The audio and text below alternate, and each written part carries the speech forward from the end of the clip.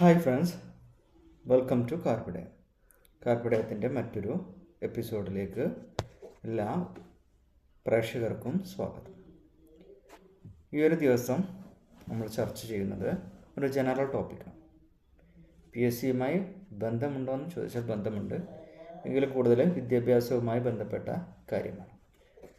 ഇവിടെ ഞാൻ കാണിക്കുന്നത് ഖാദർ കമ്മിറ്റി റിപ്പോർട്ടിലെ കാര്യമാണ് ഈ ഒരു വീഡിയോയിൽ കാണിക്കുന്നത്. ഈ ഒരു നിങ്ങളുടെ സ്ലൈഡിൽ കാണുന്നത് കേരള കൗമുദിയിൽ വന്നൊരു റിപ്പോർട്ടാണ്.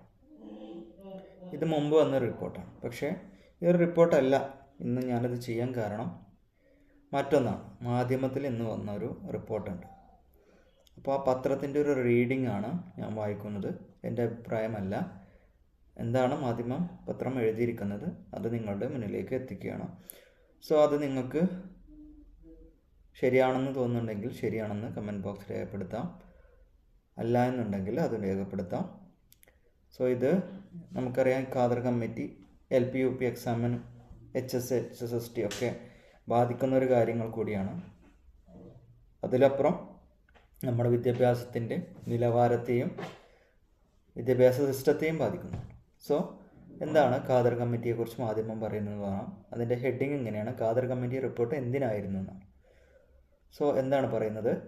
പൊതുവിദ്യാഭ്യാസ നയരൂപീകരണത്തിനായി ഒട്ടനവധി വിദ്യാഭ്യാസ കമ്മീഷനുകളും പദ്ധതികളും ഉണ്ടായിട്ടും ഒടുവിലത്തെ വിദ്യാഭ്യാസ കമ്മിറ്റി റിപ്പോർട്ടിലും ചർച്ച ചെയ്യേണ്ടി വരുന്നത് രണ്ടാം തലമുറ പ്രശ്നങ്ങളായ ഗുണനിലവാരതയും തുല്യതയും ഉറപ്പുവരുത്തുക എന്ന് തന്നെയാണ്. തുല്യതയിലൂന്നിയ നീതി അധിഷ്ഠിതമായ ഗുണമേന്മ വിദ്യാഭ്യാസത്തെക്കുറിച്ച് വാചാലരാകുന്ന വേളയിൽ വർത്തമാന ക്ലാസ് മുറി യാഥാർത്ഥ്യത്തിലേക്ക് നാം കടന്നു ചെല്ലേണ്ടത് അനിവാര്യമാണ്. കേരളത്തിൽ 6256 സർക്കാർ സ്കൂളുകളും 8275 എയ്ഡഡ് സ്കൂളുകളും ചേർന്നാണ് നമ്മുടെ പൊതുവിദ്യാലയം. എണ്ണത്തിൽ കൂടുതലുള്ള എയ്ഡഡ് സ്കൂളുകളിൽ പലതും പൊതുവിദ്യാഭ്യാസ സംവിധാനത്തിൻ്റെ നെടുന്തൂണുകളായ തുല്യത, നീതി, സമത്വം എന്നിവയെ നിഷ്പ്രഭമാക്കുന്ന സാമ്പത്തിക ദൂരം കണ്ടുവരുന്നുണ്ട്. പാഠ്യപദ്ധതി നിഷ്കർഷിക്കും പ്രകാരമുള്ള ലിസണിംഗ് സ്പീക്കിംഗ് സ്കില്ലുകൾ വർദ്ധിപ്പിക്കാനുതകുന്ന പ്രവർത്തനങ്ങളൊന്നും ഇംഗ്ലീഷ് ക്ലാസ് മുറികൾ പ്രയോഗിക്കാതിരിക്കുന്നവയും സ്പോക്കൺ ഇംഗ്ലീഷിനായി പുറം ഏജൻസികളെ വെച്ചു ഫീസ് വാങ്ങിച്ച് ഭാഷാ നൈപുണ്യം വികസിപ്പിക്കാൻ വിദ്യാർത്ഥികളെ പ്രോത്സാഹിപ്പിക്കുകയും ചെയ്യുന്നത് പല എയ്ഡഡ് സ്കൂളുകളിലെയും കാഴ്ചയാണ്. പൊതുവിദ്യാലയങ്ങളായിട്ടും ഇവയെല്ലാം അപ്രാപ്യമാകുന്ന വലിയൊരു വിഭാഗം കുട്ടികൾ നമ്മുടെ മുഖത്തേക്ക് ദൈന്യതയോടെ നോക്കുന്നുണ്ട്. എയ്ഡഡ് സ്കൂളുകളുടെ ഒത്താശയോടെ പുറം ഏജൻസികൾ പണം വാങ്ങിച്ച് സർഗശേഷി വികാസത്തിനുള്ള ചിത്രരചന, സംഗീതം, കരാട്ടെ പോലുള്ള ആയോധന കലകൾ, ബുദ്ധിവികാസത്തിനായി ചെസ്സ്, അബാക്കസ് തുടങ്ങിയവ ഒഴിവു ദിനങ്ങളിലും ചിലയിടങ്ങളിൽ സ്കൂൾ പ്രവൃത്തി ദിവസങ്ങളിൽ പോലും പരിശീലനം നടത്തി വരുന്നുണ്ട്. വർഷത്തിലൊരിക്കൽ മാത്രമുള്ള കലാമേളയിലൂടെ മാത്രം കുട്ടികളിലെ സർഗാത്മകത പരിപോഷിപ്പിക്കപ്പെടുകയില്ലെന്നതിനാൽ ടൈം ടേബിളിലെ സർഗവേള, ആർട്ട് തുടങ്ങിയ പ്രത്യേകം പീരിയഡുകൾ നിർബന്ധമായും കൂട്ടിച്ചേർത്തിട്ടും പല സ്കൂളുകളും ഇത് കാണുന്നില്ല. ഈ ഒരു ഇത്ര ഇടത്തോളം മാധ്യമം പറഞ്ഞു വെക്കുന്നത് പൊതുവിദ്യാഭ്യാസത്തിൽ എയ്ഡഡ് സ്കൂളുകളിൽ നടക്കുന്ന കുറച്ച് കാര്യങ്ങളാണ്. എയ്ഡഡ് സ്കൂളുകളിൽ നമുക്കറിയാം, എയ്ഡഡ് സ്കൂളുകൾ പബ്ലിക് സ്കൂളുകളിലേക്കാളും കുറച്ച് കാര്യശേഷി വർദ്ധിപ്പിക്കണം എന്നുള്ളത് കൊണ്ട് അവരെന്ത് ചെയ്യുന്നുണ്ട്, അവർക്ക് കുട്ടികളെ ആകർഷിച്ചേ മതിയാവും. പബ്ലിക് സ്കൂളിന് അത്ര ഒരു നിർബന്ധമില്ല. പക്ഷേ അവിടുത്തെ എയ്ഡഡ് സ്കൂളിലെ മാനേജ്മെൻറ്റിനും അധ്യാപകർക്കും വിദ്യാർത്ഥികളെ ഇങ്ങോട്ട് ആകർഷിപ്പിച്ചേ മതിയാവും. അതായത് പബ്ലിക് സ്കൂളുകളിൽ ചേരാതെ എയ്ഡഡ് സ്കൂളിലേക്ക് വരണം. സോ അതിന് വേണ്ടിയിട്ട് അവരെന്ത് ചെയ്യും, പുറം ഏജൻസികളെ വെച്ചിട്ട് വിദ്യാഭ്യാസത്തിൻ്റെ ക്വാളിറ്റി വർദ്ധിപ്പിക്കുക എന്നുള്ള പേരിൽ പല മേഖലകളിലും പുറം ഏജൻസികളെ ഏർപ്പെടുത്തി നിലവാരം വർദ്ധിപ്പിക്കാൻ ശ്രമിക്കുന്നുണ്ട്. പക്ഷെ അതിൽ വരുന്ന ഒരു ബുദ്ധിമുട്ടിനെ കുറിച്ചാണ് പറയുന്നത്. അതുകൊണ്ട് എന്ത് ചെയ്യാം, പണമില്ലാത്ത ആളുകൾക്ക് അത് എത്തിപ്പിടിക്കാൻ കഴിയുന്നില്ല. പിന്നെ പൊതുവിദ്യാഭ്യാസ സംവിധാനത്തിൽ ഇത് നൽകുന്നുമില്ല എന്നുള്ള രണ്ട് തരത്തിലുള്ള പൗരന്മാരെ സൃഷ്ടിക്കുന്നതിനെ കുറിച്ചാണ് പറയുന്നത്. മറ്റൊന്ന്, ഈ ഒരു എയ്ഡഡ് സ്കൂളുകൾ പണം ഉപയോഗിച്ച് പുറത്തുള്ള ഏജൻസികളെ വെച്ച് ഇത്തരത്തിൽ നടത്തുന്നു. അത് പുറം ഏജൻസികളെ സഹായിക്കൽ കൂടിയാണ് എന്നുള്ളതാണ് കാര്യങ്ങളാണ് മാധ്യമം ഇവിടെ പറഞ്ഞു വെക്കുന്നത്. നമുക്ക് ബാക്കി വായിക്കാം. വളർച്ചാഘട്ടത്തിൽ സ്വായത്തമാക്കേണ്ട പാഠ്യേതര പ്രവർത്തനങ്ങൾ പരിഗണന നൽകാത്തത് സ്കൂളിന് കമ്മീഷൻ വാങ്ങാൻ കഴിയും വിധത്തിലുള്ള ഇത്തരം ബദൽ സംവിധാനങ്ങൾ വേറെ ഉള്ളതുകൊണ്ടാണ്.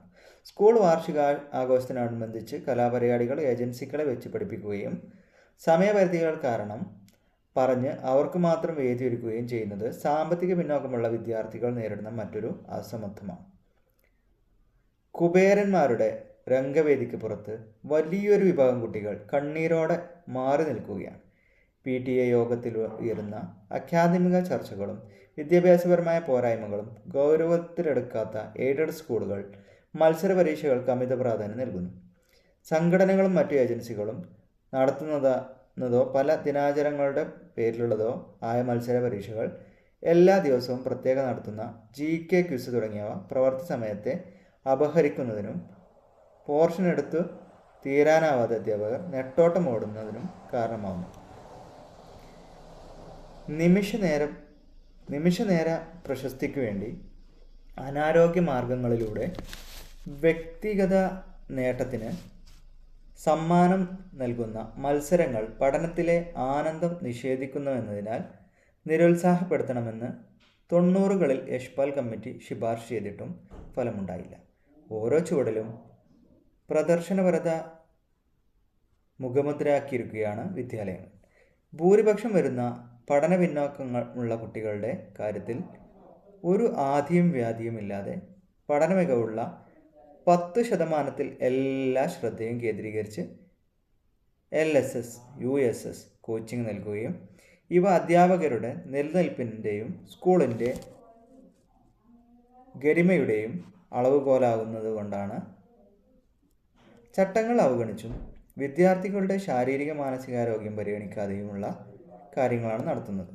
വിജയികളുടെ ഫോട്ടോ വെച്ച പോസ്റ്ററുകൾ സമൂഹ മാധ്യമങ്ങളിൽ പ്രദർശിപ്പിച്ച് സ്കൂളിൻ്റെ ഖ്യാതി വളർത്താനുള്ള മാർക്കറ്റിംഗ് തന്ത്രമാണിത്. മികച്ച സ്കൂളിനെ തേടി സ്കൂളുകൾ വന്നു ചേരുന്നതോടെ അധ്യാപക തസ്തിക കൂടുകയും കോഴ വ്യവസായം പൊടിപൊടിക്കുകയും ചെയ്യും. ഇവിടെയാണ് കുട്ടികളുടെ എണ്ണത്തിനനുസരിച്ച് വിദ്യാഭ്യാസ വകുപ്പിൻ്റെ മുൻ അനുവാദം വാങ്ങാതെ അധ്യാപകരെ നിയമിക്കാൻ കഴിയുന്നതുകൊണ്ട് കുട്ടികളെ ആകർഷിക്കാൻ അസാൻമാർഗിക രീതികൾ സ്വീകരിക്കുന്നുവെന്ന ഖാദർ റിപ്പോർട്ടിലെ നിരീക്ഷണങ്ങൾ പ്രസക്തിയാവുന്നു. എയ്ഡഡ് സ്കൂളടക്കമുള്ള സർക്കാർ ശമ്പളം നൽകുന്ന മുഴുവൻ വിദ്യാഭ്യാസങ്ങളിലെ അധ്യാപക നിയമനം PSCക്ക് വിടണമെന്ന കർശന നിർദ്ദേശവും ഖാദർ കമ്മിറ്റി റിപ്പോർട്ട് മുന്നോട്ട് വെക്കുന്നുണ്ട്. എന്നാൽ ദളിത് പിന്നോക്ക സംഘടനകൾ ഉൾപ്പെടെ പൊതുസമൂഹത്തിൻ്റെ ശക്തമായ ആവശ്യം ഉയരുന്നുണ്ടെങ്കിലും സാമുദായിക സംഘടനകളുടെ പിൻബലമുള്ള കോർപ്പറേറ്റ് മാനേജ്മെൻറ്റുകളുടെ എതിർപ്പ് മറികടന്ന് ഇത് നടപ്പിലാക്കാനുള്ള ആർജവം ഭരണകൂടത്തിനില്ല. UPയിൽ 30 മുതൽ 50 ലക്ഷം വരെയും ഹയർ സെക്കൻഡറിയിൽ 1 കോടിയും കോഴ വാങ്ങിയാണ് മാനേജ്മെൻറ്റ് അധ്യാപന നിയമനം നടത്തുന്നത്. നമ്മുടെ പൊതുവിദ്യാലയങ്ങളിൽ പകുതിയിലധികവും എയ്ഡഡ് സ്കൂളുകളാണെന്ന് ഓർക്കണം. സർക്കാർ സ്കൂളുകൾ സുലഭമല്ലാത്തതിനാലാണ് എയ്ഡഡ് സ്കൂളുകളെ ആശ്രയിക്കേണ്ടി വരുന്നത്. മുകളിൽ സൂചിപ്പിച്ച അസാൻമാർഗതയുടെ അടിവേര് നിയമനം ലക്ഷ്യമിട്ട് വിദ്യാലയത്തിൻ്റെ പ്രശസ്തി ഉയർത്തി കുട്ടികളെ ആകർഷിക്കാനുള്ള ത്വരയാണെന്നതിനാൽ എയ്ഡഡ് അധ്യാപന ശുപാർശ ഏതു വിധേനയും നടപ്പിൽ വരുത്തിയേ മതിയാവൂ. ഇതിന് സർക്കാർ മുതിരാത്തിടത്തോളം കാലം എന്തിനായിരുന്നു ജനങ്ങളെ നികുതിപ്പണത്തിൽ നിന്നും ലക്ഷങ്ങൾ ചെലവിട്ട് വർഷങ്ങൾ നീണ്ട ഖാദർ കമ്മിറ്റി റിപ്പോർട്ടും മറ്റും എന്ന ചോദ്യം ബാക്കിയാവും. ഇതാണ് മാധ്യമം പറഞ്ഞു വെക്കുന്നത്. ഇതിൽ എനിക്ക് തോന്നുന്നത് ഇതിൽ തള്ളേണ്ട കാര്യത്തേക്കാൾ കൊള്ളേണ്ട കാര്യങ്ങൾ തന്നെയാണ്. ഇത് ആർജവത്തോടെ ഒരു പത്രം വീണ്ടും ഉയർത്തിക്കാട്ടിയെന്ന് തന്നെ നമുക്ക് പറയാം. ഇവിടെ നമുക്ക് പ്രസക്തമായ ഒരു ഭാഗം മാധ്യമം പറയുന്നുണ്ട്. അതെന്താണെന്നാൽ കോഴപ്പണം വെച്ച് എയ്ഡഡ് സ്കൂളുകൾ ഉള്ള നിയമനം സർക്കാർ കണ്ണടച്ച് അനുവദിക്കുകയാണ് എന്നുള്ള കാര്യമാണ്.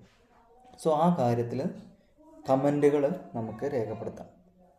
എല്ലാ മേഖലകളിൽ നിന്നും, സാംസ്കാരിക മേഖലകളിൽ നിന്നാണെങ്കിലും എല്ലാ വിദ്യാഭ്യാസം വിചക്ഷണരും എല്ലാവരും ഈ ഒരു കാര്യത്തെ വളരെ നിഷ്പക്ഷമായി അവലോകനം ചെയ്തേ മതിയാവും. അങ്ങനെ ഈ പറയുന്ന രീതിയിൽ UP സ്കൂളുകളിൽ 50 ലക്ഷം, ഹൈസ്കൂൾ ഹയർ സെക്കൻഡറിയിൽ 1 കോടി വരെയൊക്കെ, അല്ലെങ്കിൽ കോളേജ് തലം വരെ ഈ 1 കോടി വരെയൊക്കെ പണം വാങ്ങിയിട്ട് നിയമനം നടത്തുന്നുണ്ടോ എന്നുള്ള കാര്യം അന്വേഷിക്കേണ്ടതുണ്ട്. കാരണം ഇത്തരത്തിൽ പണം നൽകിയിട്ട് കിട്ടാവുന്ന ഒരു ജോലി, ഒരു ഗവൺമെൻറ് ജോലി ലോകത്ത് വേറെ ഇല്ല. എന്തിനാണ് ഇങ്ങനെ ഇത്തരത്തിലുള്ള പണം നൽകി അതായത് അർഹത അല്ല, പണം മാനദണ്ഡമാകുന്ന ഒരു സ്ഥിതി. ഇത് മറ്റ് പലയിടങ്ങളിൽ ഇപ്പോൾ MBBS പോലും ഉണ്ട്. പക്ഷേ MBBS ഒരു എൻട്രൻസ് എക്സാമിൽ, അതായത് ഒരു കോഴ്സിനാണ്. പക്ഷേ ഇവിടെ ഒരു ജോലിക്കാണ് പണം. അത് പല സംഭാവനകളായിട്ടാണ് സ്വീകരിക്കുന്നത്. കാരണം പലതിൻ്റെയും പിറകിൽ നമുക്കറിയാം സാമുദായിക സംഘടനകളാണ് ഇതിൻ്റെ പിറകിലുള്ളത്. സോ അവർക്ക് എന്ത് ചെയ്യാം, തലവരിപ്പണം, അതായത് ഇതുപോലെയുള്ള പണം അല്ലാതെ തന്നെ സംഭാവനയായിട്ട് സ്വീകരിക്കാം. സോ സംഭാവനയായിട്ട് സ്വീകരിക്കാനും അതുപോലെ തന്നെ കോളേജിൻ്റെ അല്ലെങ്കിൽ വിദ്യാലയങ്ങളുടെ ഉന്നതിക്കായിട്ട് പണം സ്വീകരിക്കാനും കഴിയും. ആ രീതിയിലാണ് ഇവരത് വാങ്ങിയെടുത്ത് നിയമനം നടത്തുന്നത്. സോ ഇത്തരം കാര്യങ്ങൾ ഇനിയും തുടരണോ, ഈ 2024 ശേഷവും തുടരണോ എന്ന് സർക്കാർ പറയണം. ഇത് ഈ പ്രാവശ്യത്തെ ഇലക്ഷൻ്റെ മുന്നെങ്കിലും സർക്കാർ അത് വ്യക്തമാക്കണം. ഇത്തരത്തിൽ പണം വാങ്ങിയിട്ട് സ്കൂളുകളിൽ നിയമനം നടത്തുന്നുണ്ടെങ്കിൽ അത് ഇനിയും തുടരണം. അങ്ങനെ എത്ര പണം ഈ സ്കൂളുകൾ വാങ്ങുന്നുണ്ട് എന്നുള്ളതിനെക്കുറിച്ചും സർക്കാർ ഒരു അന്വേഷണം നടത്തേണ്ടതല്ലേ. ഇങ്ങനെ പണം കൊടുത്ത് ഒരു സർക്കാർ ജോലി നേടിയെടുക്കുക എന്നുള്ളത് ഇവിടെ നിലനിൽക്കുന്ന എല്ലാവിധ ഭരണഘടനാ തത്വങ്ങളെയും അവഹേളിക്കുന്നതല്ലേ. തുല്യതയിലേക്ക് എന്ത് പ്രാധാന്യമാണ് ഇവിടെ ഉള്ളത്? ഇപ്പോൾ PSC നിയമനം നമുക്ക് സാമുദായിക സംഘടനകൾ എടുത്തു വെച്ചാൽ നമുക്കറിയാം ഇവിടെ സംവരണങ്ങളുണ്ട്. അപ്പോൾ സംവരണങ്ങൾ വെച്ച് ഈ ഒഴിവുകളെല്ലാം PSCക്ക് നൽകിയാൽ ആ സമുദായങ്ങളിൽ നിന്നുള്ള ആളുകൾക്കൊക്കെ കയറിപ്പോയിക്കൂടെ? അല്ലെങ്കിൽ ഇത്തരം സ്കൂളുകൾക്ക് ഇനി അങ്ങനെ പ്രശ്നമുണ്ടെങ്കിൽ ഒരു പ്രത്യേകം കാറ്റഗറി വൈസ് അറേഞ്ച് ചെയ്യാം. ഈ സ്കൂളുകൾക്ക് മാത്രം, ഈ ഗവൺമെൻറ് എയ്ഡഡ് സ്കൂളുകളുടെ PSC നിയമനങ്ങൾക്ക് മാത്രമായിട്ട് കാറ്റഗറി വൈസ് ശതമാനം നിർണ്ണയിക്കുക.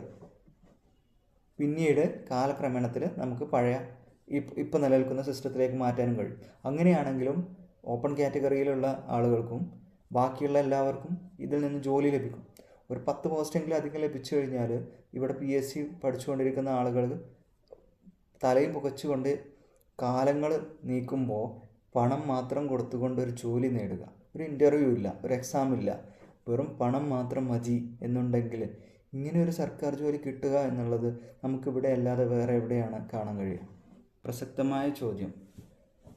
ഇതിപ്പോൾ ഈ പറയുന്നത് പോലെ സാമുദായിക സംഘടനകളെ പേടിച്ചിട്ട് സർക്കാർ ഇങ്ങനെ ഒരു പെട്ടെന്നൊരു തീരുമാനത്തിലേക്ക് പോകാൻ കഴിയില്ല. കാരണം അത് വലിയ പ്രശ്നങ്ങൾ ഉണ്ടാക്കും, അത് സർക്കാരിന് തന്നെ ബുദ്ധിമുട്ടുണ്ടാക്കും എന്നുള്ളത് കൊണ്ട് തന്നെ പെട്ടെന്നൊരു തീരുമാനം ഉണ്ടാകാൻ സാധ്യതയില്ല. പക്ഷേ ഇത്തരത്തിലൊരു തീരുമാനം എടുത്ത് ഈ പോസ്റ്റുകളൊക്കെ PSCക്ക് വിടാൻ കഴിഞ്ഞാൽ നമുക്കൊരുപാട് വേക്കൻസികൾ പ്രതീക്ഷിക്കാം. ഈ പറയുന്ന LP, UP, high school, higher secondary, PHSC തുടങ്ങിയ എല്ലാ മേഖലകളിലും ഇപ്പോൾ നിലനിൽക്കുന്നതിനേക്കാളും ഒരു 25% അധികം വേക്കൻസികൾ വരും. അതിനനുസരിച്ച് കട്ട് ഓഫ് വരും. അത്രയും ഉദ്യോഗാർത്ഥികൾക്ക് ജോലി ലഭിക്കും. സോ അതാണ് ഇവിടെ പ്രസക്തമായിട്ടുള്ളത്. ഈ ഒരു എയ്ഡഡ്, അൺഎയ്ഡഡ് അതുപോലെ ഗവൺമെൻറ് സ്കൂളുകൾ തമ്മിലുള്ള അതിർവരമ്പുകൾ ഇനിയെങ്കിലും നിർണ്ണയിച്ചേ മതിയാവും. ഇതൊന്നാണ് എന്നുള്ള സങ്കല്പത്തിലേക്ക് മടങ്ങണം. അവിടെ നടക്കുന്ന അതേ രീതിയിൽ തന്നെ വേണം ഇവിടെയും. കാരണം രണ്ടും ഗവൺമെൻറ്റിൻ്റെ പണത്തിന്മേലാണ് നടന്നു പോകുന്നത്. സ്കൂളുകൾ നടത്താൻ ഗവൺമെൻറ്റിൻ്റെ അടുത്ത് പണമില്ലാത്തത് കൊണ്ട് ഒരു ഏജൻസി ആശ്രയിച്ചിരിക്കുന്നു എന്ന് മാത്രമേ ഉള്ളൂ. പക്ഷെ അതിന് ഗ്രാൻറ്റും അധ്യാപകർക്ക് ശമ്പളവും ഒക്കെ ഗവൺമെൻറ്റാണ് നൽകുന്നത്. സോ ഒന്നെങ്കിൽ ഈ എയ്ഡഡ് സ്കൂളുകളൊക്കെ ഗവൺമെൻറ് ഏറ്റെടുത്തുകൊണ്ട് തുല്യനീതി ഉറപ്പാക്കുക, അല്ലെങ്കിൽ ഈ എയ്ഡഡിലെ നിയമനങ്ങളെങ്കിലും PSCക്ക് വിടുക, അല്ലെങ്കിൽ അവിടെ ഒരു എക്സാം നടത്തട്ടെ. ക്വാളിറ്റി ഇല്ലാതെ ആളുകൾ നിയമിക്കുന്ന പണം മാത്രം മുഖ്യമാക്കി ഇവരെ വെച്ചിട്ടാണല്ലോ അടുത്ത തലമുറയെ വളർത്തിയെടുക്കുന്നത്. സോ അവർക്ക് ഗുണനിലവാരമുണ്ടെന്ന് സർക്കാർ എങ്ങനെ അറിയും? സർക്കാരിന് ഇങ്ങനെ ഉറപ്പുവരുത്താൻ കഴിയും? ഗുണനിലവാരം എന്ന് പറയുന്നത് പല രീതിയിലാണ്. മികച്ച ആളുകളെ കണ്ടെത്താനാണ് PSC പരീക്ഷ നടത്തുന്നത്. അല്ലാതെ നമ്മുടെ പരീക്ഷ എഴുതുന്നവരെല്ലാവരും ക്വാളിഫൈഡ് അല്ലാത്തത് കൊണ്ടല്ല. എല്ലാ എക്സാമും ക്വാളിഫൈ ആയ ആളുകൾ തന്നെയാണ് PSCയിൽ അറ്റൻഡ് ചെയ്യുന്നത്. പക്ഷേ മികച്ച ആളുകളെയാണ് PSCയിലൂടെ കണ്ടെത്തുന്നത്. സോ ഇത്തരത്തിലുള്ള മികച്ച ആളുകൾ കുട്ടികളുടെ മുന്നിലെത്തുമ്പോൾ മാത്രമാണ് മികച്ചൊരു വിദ്യാഭ്യാസ സമ്പ്രദായം ഉണ്ടാക്കാൻ കഴിയുള്ളൂ, വിദ്യാഭ്യാസത്തിലെ അപാകതകൾ പരിഹരിക്കാൻ കഴിയുള്ളൂ. സോ അത്തരത്തിലുള്ള നിലവാരത്തിലേക്ക് എത്തണമെങ്കിൽ ഈ പറയുന്ന എയ്ഡഡ് സ്കൂളുകളിലെ നിയമനങ്ങളും PSCക്ക് വിടണം. അതിൽ സാമുദായിക സംഘടനകളുടെ പ്രശ്നങ്ങൾ പരിഹരിച്ചോട്ടെ, അതിനനുസരിച്ചുള്ള റിസർവേഷൻ കൊടുത്തോട്ടെ. പക്ഷേ നമുക്ക് കുറച്ച് പോസ്റ്റെങ്കിലും കിട്ടുമല്ലോ. ആ ഒരു രീതിയിൽ സർക്കാർ ഇതിനെ സമീപിക്കണം. അല്ലെങ്കിൽ പൂർണ്ണമായിട്ടും സർക്കാർ ഏറ്റെടുത്ത് പൂർണ്ണമായിട്ടുള്ള PSCയും ഗവൺമെൻറ് മാർഗ്ഗനിർദ്ദേശത്തിനനുസരിച്ചുള്ള രീതിയിൽ പരീക്ഷ നടത്തിയിട്ട് ലിസ്റ്റ് ഇട്ട് വിദ്യാർത്ഥികളെ നിയമിക്കണം. അങ്ങനെ ഒരു കാര്യം നടക്കുകയാണെങ്കിൽ നമ്മൾ ഈ പറയുന്ന എത്ര പേരുകൾക്ക് അധികം ആളുകൾക്ക് ജോലി കിട്ടും എന്നുള്ളത് മനസ്സിലാക്കണം. പണമല്ല മാനദണ്ഡമാക്കേണ്ടത്, ഒരാളുടെ കഴിവാണ്. എല്ലാവരും ക്വാളിഫൈഡാണ്. ഈ പണം കൊടുത്ത് കയറുന്നവരും PSC എഴുതുന്നവരും എല്ലാവരും ക്വാളിഫൈഡാണ്. പക്ഷേ അവരിൽ മികച്ചവരായിട്ട് തിരഞ്ഞെടുക്കുന്നത് PSC വഴിയാണ്. കാരണം അവിടെ ഒരു പരീക്ഷയുണ്ട്. ഇവിടെ പണം മാത്രമാണ് മാനദണ്ഡമാകുന്നത്. സോ ഇത്തരത്തിൽ എങ്ങനെയാണ് പണം വെച്ച് ഒരു ജോലിക്ക് കയറ്റാൻ കഴിയുന്നത് എന്നുള്ള ചോദ്യമാണ് ഞാൻ നിങ്ങൾക്ക് മുന്നിൽ വെക്കുന്നത്. സോ നിങ്ങളുടെ കമൻറ്റുകൾ കമൻറ്റ് ബോക്സിൽ രേഖപ്പെടുത്തുക. ഇത് LP, UP, high school, higher secondary എല്ലാ നിലയിലും അധ്യാപക തസ്തികകൾക്ക് വേണ്ടി ജോലി ചെയ്യുന്ന എല്ലാവർക്കും ഇത് ബാധകമാണ്. അധ്യാപക തസ്തികകൾ മാത്രമാണ്, നോൺ അധ്യാപക തസ്തികകളില്ലേ, അവർക്കും ഇത് ബാധകമായി വരും. സോ എത്ര മാത്രം ഒഴിവുകളായിരിക്കും PSCയിലേക്ക് റിപ്പോർട്ട് ചെയ്യപ്പെടുക എന്നുള്ളത് നിങ്ങൾ തന്നെ ചിന്തിക്കുക. സോ ആ രീതിയിൽ നിങ്ങളുടെ അഭിപ്രായങ്ങൾ ഈ കമൻറ്റ് ബോക്സിൽ രേഖപ്പെടുത്തുക. സോ ഇതൊക്കെ നടന്ന് അടുത്ത ലിസ്റ്റ് വരുമ്പോഴേക്കെങ്കിലും ഈ ഒരു കാര്യങ്ങൾ കൂടി ഗവൺമെൻറ് ഈ ഒരു ഇലക്ഷന് മുമ്പ് തന്നെ അങ്ങനെ ഒരു തീരുമാനം ഖാദർ കമ്മിറ്റി നടപ്പിലാക്കുകയാണെങ്കിൽ നമുക്കൊരുപാട് പ്രതീക്ഷകളുണ്ട്. ഈ ഒരു ലിസ്റ്റിന്, നിങ്ങൾക്ക് വരാൻ പോകുന്ന ലിസ്റ്റിന് ഒരുപാട് പ്രതീക്ഷകളുണ്ട്. ഈ പറയുന്ന ഹൈസ്കൂളായാലും UP ആയാലും LP ആണെങ്കിലും ഹയർ സെക്കൻഡറി ആണെങ്കിലും VHSC ആണെങ്കിലും ഈ ഖാദർ കമ്മിറ്റി റിപ്പോർട്ട് നടപ്പിലാക്കുകയാണെങ്കിൽ എല്ലാ മേഖലകളിലും വലിയൊരു പരിണാമം സംഭവിക്കും. അത് അനിവാര്യമായ പരിണാമമാണ് എന്ന് സർക്കാരുകൾ മനസ്സിലാക്കട്ടെ. നിങ്ങളുടെ ആശങ്കകളും സംശയങ്ങളും ഒക്കെ കമൻറ്റ് ബോക്സിൽ രേഖപ്പെടുത്തുക. നിർത്തുന്നു. Thank you.